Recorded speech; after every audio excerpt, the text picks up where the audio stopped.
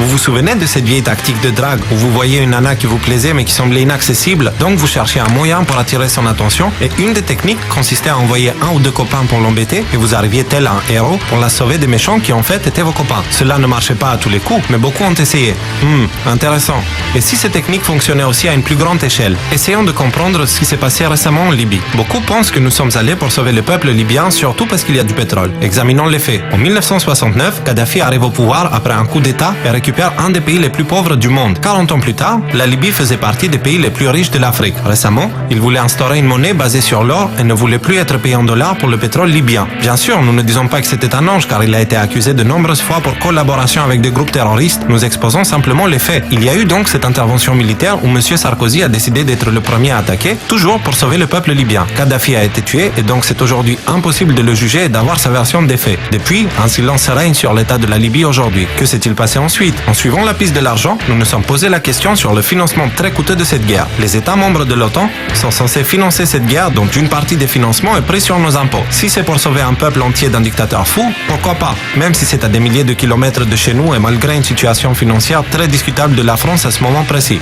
Mais bon, cela semble bien trop honnête de la part de nos dirigeants et nous ne croyons plus vraiment au Père Noël. Donc on s'est dit qu'il y a une autre raison. Selon certaines sources assez difficiles à vérifier, mais qui sont reprises par la presse officielle de plusieurs pays en Afrique du Nord, l'OTAN aurait envoyé une facture de 480 milliards de dollars aux responsables politiques libyens actuels pour cette intervention militaire payable en pétrole. Il faudrait à la Libye environ 50 ans d'exportation de pétrole gratuit pour régler cette dette. C'est une explication qui donne un sens au fait que Père Noël n'existe pas. La crise de 2007 et 2008 ayant fait des dégâts énormes à l'économie mondiale, il est difficile de croire que nous ayons pu nous permettre de financer une guerre ayant les poches complètement vides et ce, pour libérer un peuple d'un dictateur qui est au pouvoir depuis 1969. Pourquoi ne l'avons-nous pas fait avant dans ce cas? Pourquoi ne pas faire la même chose pour des dizaines d'autres pays qui sont dans un état bien pire où des génocides ont lieu presque tous les jours?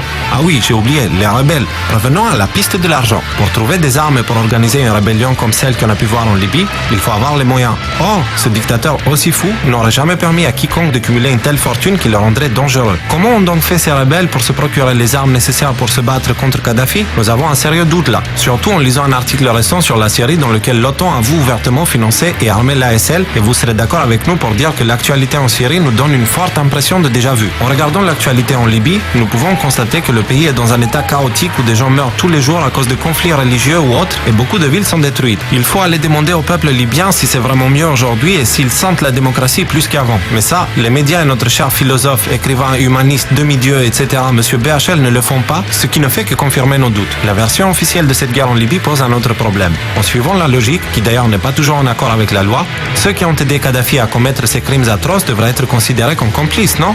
Que dire donc de ces deux vidéos où nous voyons nos responsables politiques de l'époque dans le rôle des commerçants pour l'industrie de l'armement?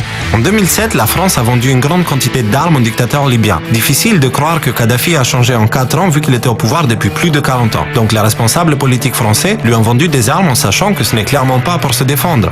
Que fait la justice pour tout cela? Vous voyez où nous voulons en venir.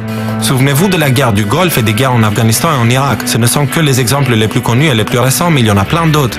Nous avons un sérieux doute sur la version officielle de ces guerres dans le but de libérer un peuple. Les médias nous mentent car ils sont principalement financés par l'industrie de l'armement et de ses actionnaires. Faire la guerre pour apporter la paix n'a absolument aucun sens. Penser que nous allons libérer certains pays et pas d'autres pour mettre la main sur leurs ressources naturelles est une chose. Mais si l'OTAN utilise la vieille tactique de drague en créant le problème pour arriver tel un super-héros et le résoudre, mettant ainsi la main sur les ressources naturelles des pays et gérant en plus des contrats de reconstruction pour une destruction apportée par leurs bombes, c'est bien plus grave. Il est temps d'exiger des réponses car l'histoire se répète actuellement en Syrie et bientôt en Iran. Nous ne sommes pas du côté des dictateurs, nous sommes du côté des civils innocents qui payent de leur vie notre indifférence. Si M. Perkins a raison, cela fait de nous des complices indirectement et je ne souhaite pas être complice de crimes contre l'humanité. Nous ne prétendons pas avoir la vérité absolue. Nous cherchons la vérité et nous demandons à nos médias, à nos responsables politiques d'arrêter de nous prendre pour des cons car nous ne le sommes pas. Nous finissons cette vidéo avec quelques extraits de la fameuse interview de John Perkins. We economic hitmen have managed to create the world's first truly global empire, and it's basically a secret empire. We do it many ways, but principally we identify a country that has resources our corporations covet, like oil, arrange a huge loan to that country from the World Bank or one of its sisters.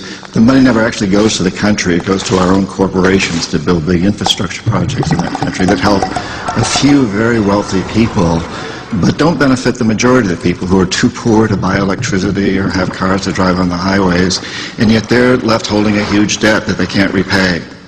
So we go back at some point and say, you know, you can't pay your debts. Give us a pound of flesh, sell your oil real cheap to our oil companies, vote with us on the next critical UN vote, allow us to build a military base in your backyard, something along these lines. And when we fail, the jackals go in and either overthrow or assassinate these leaders.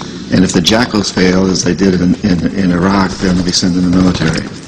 I don't think the failure is capitalism. I think it's a specific kind of capitalism that we've developed. We've created what I consider a mutant, viral form of capitalism.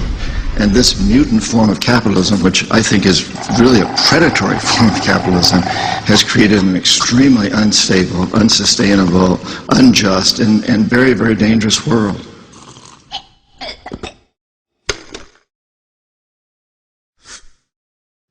I've met a lot of terrorists. I've interviewed them for books. I've never met one who wanted to be a terrorist. They're desperate people. If we want to get rid of terrorism, we must get rid of the root causes, that cancer that is destroying our whole system. Because I think it's really important that we understand today we cannot have homeland security unless we understand that the whole planet is our homeland.